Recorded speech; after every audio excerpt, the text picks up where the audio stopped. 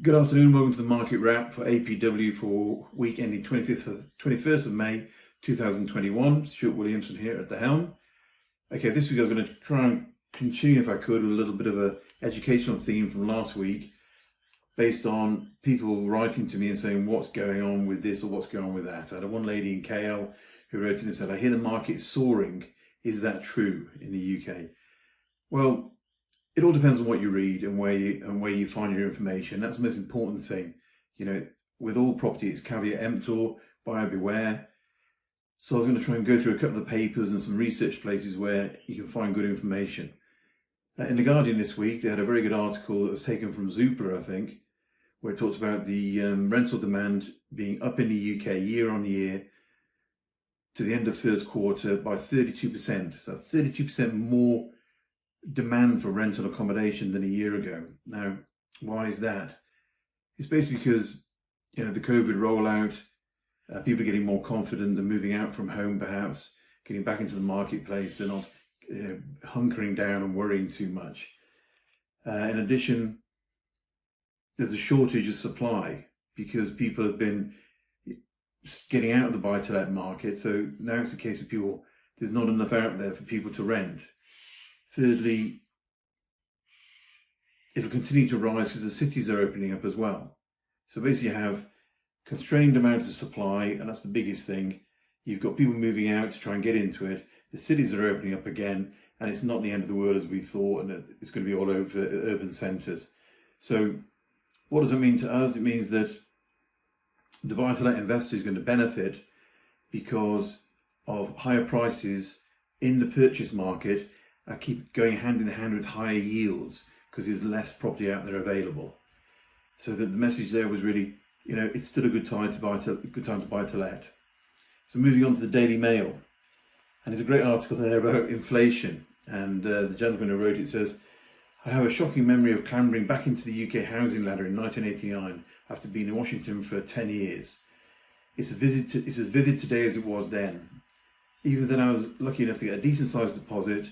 My interest rates on my property was 12.75%. It was just at the end of the Margaret Thatcher era. Inflation hit a high watering 7.78% later that year, and 12 months later it was 9.46. The Bank of England put rates up to 14.8% as interest rates on mortgages. Now I remember this myself because it was when I had my first flat in London, and our interest rates were huge. And at one stage I couldn't afford it, and I wanted to send my keys back to the landlord, to the mortgage company, which is a company called UCB in Switzerland, and they didn't want them because they said we don't want it, you've got to struggle on. And so what the Daily Mail is basically saying is that interest rates could go up hugely going forward, and that's a real problem. So what if people borrowing loads of money to buy? They're making a huge mistake. Is that true? No one really knows the truth of what's going to happen because we've never lived such a thing as COVID before. But if, you know, history has taught us in the past that profligate money creation can end in bad news. Okay, but what's different this time? Firstly, we've got a global system where all the banks are working together. We've never had that before. Secondly, the Bank of England would add 25 billion to its annual interest payments on the money it owes today with just a 1% rise. That's a humongous amount. So they can't afford to raise interest rates up to 10%. So they have to work with other banks to control this. And if you're really worried about it, go for a fixed rate mortgage. Those weren't available in the old days. So it's a good idea to do it. Should we take the Daily Mail seriously? Personally, I don't think so. There's a great quote from Wikipedia which says, using it as a reference is now generally prohibited, especially when other more reliable sources exist. They've supported a ban on the Daily Mail for Wikipedia based on reputation of poor fact-checking, sensationalism and flat-out fabrication. So be careful what you read. Okay, let's move on to the Financial Times. They focused on UK jobs. They said that payrolls had increased by 97,000 between March first quarter. That's a 0.2% rise, which is the first increase since the beginning of the pandemic. It's a growing body of evidence that the Bank of England believes that unemployment will peak at 5.5%. Capital economics are saying something between that and 5.8%. Okay, so if unemployment's there Is that bad? Let's look at it in historical terms. The average rates for the UK of unemployment between 1971 and 2021 are 6.85%. So it's actually higher than it is now.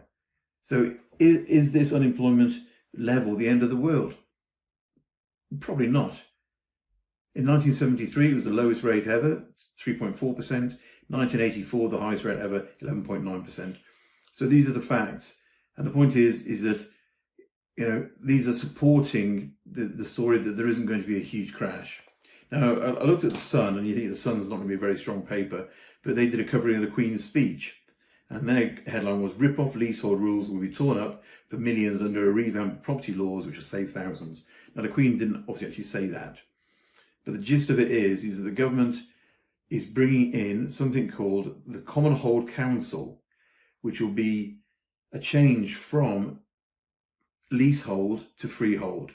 And the Common Hold Council will basically do away with the leasehold system, and it will be where owners of flats share the ownership of the entire block and have their say on how it's run.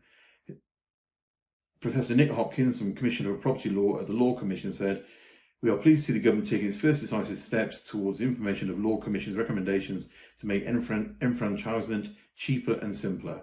Basically, everyone will be going to a 990-year lease, as opposed to the current, 125 or 250, and then it's shrinking down. So that's amazing, good reporting from the Sun. And what it points out is that in the future, there's going to be very little difference between leasehold and freehold.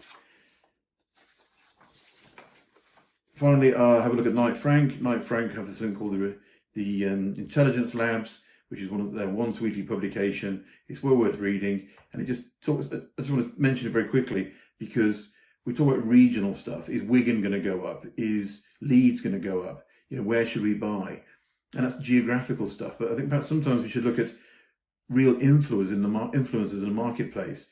For example, Cardiff and Swansea. Apparently, Cardiff Uni is the fourth highest number of medtech degrees in the UK, and Swansea's got the third highest.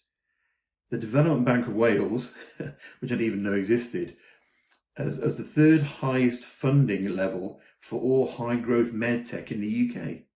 And they funded a company that's launched in 2012, which has now just hit £1 billion turnover. And that's been going since 2012 and 2011. So it's quite amazing. They're saying that, Intelligence Lab is saying that COVID has accelerated investor appetite for UK life sciences, and equity investment in high growth UK life sciences has reached 967 million in the first quarter alone, which is 25% higher than all of 2020. Okay, and the highest level of government investment for 40 years is going into life science, biotech, R&D. And a lot of it apparently is built around artificial intelligence.